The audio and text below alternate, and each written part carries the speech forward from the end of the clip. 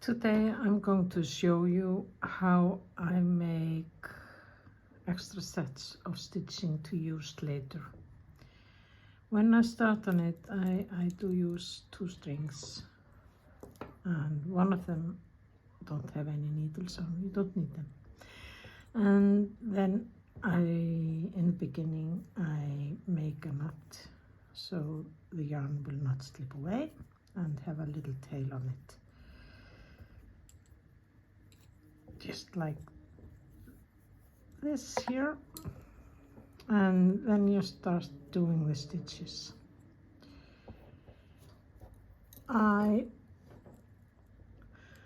collect or make stitches with the yarn and start here, pick up the main thread like this, and then I go under the extra string and pick the yarn again, and then I have got 2 stitches, and then I keep on until I have got the amount of stitches I need. It is supposed to be 82 stitches in a collar and a child sweater, and then I'm going to fold the collar and knit together with the extra set of stitches. You can see here on the other string is the extra set which I will use later. So this is the beginning, and now I will show you how I connect it to a round, and that will be the next thing when I start knitting.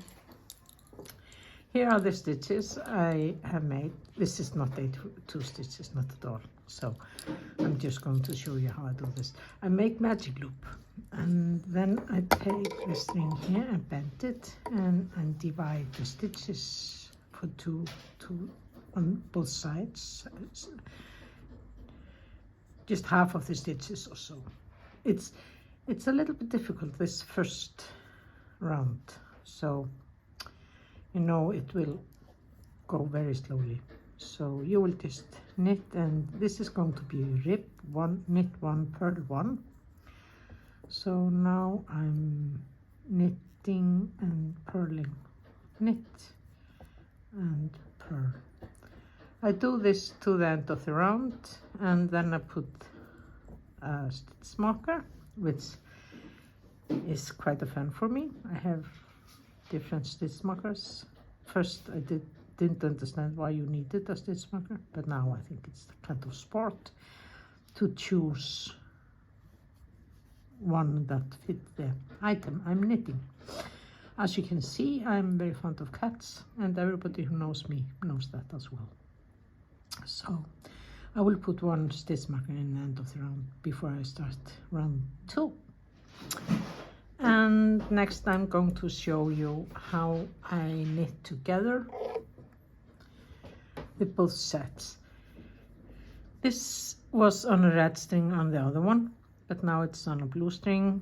I did knit on needle number 3, but I took this needle off and put 3.5 on it, and put the needle number 3 on the blue string so I could start knitting together. Now I'm knitting 1 stitch from each needle, and